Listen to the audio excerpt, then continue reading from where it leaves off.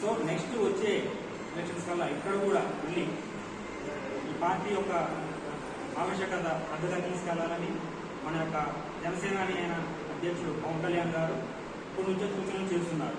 అదేవిధంగా ఇప్పుడు తన యొక్క వైఖరి ఏంటంటే ఉన్నదానిలో కొంచెం పెట్టండి, ఎవరికైనా మనకు ఉన్నదానిలో అంతే, మనమేమి పెద్దగా ఇచ్చేలా ఉండలేదు. ఏది మానవ ధర్మం, దానవ ధర్మం, అట్లా మనం చేసే సహాయమే దేవుడు చేసే సహాయం.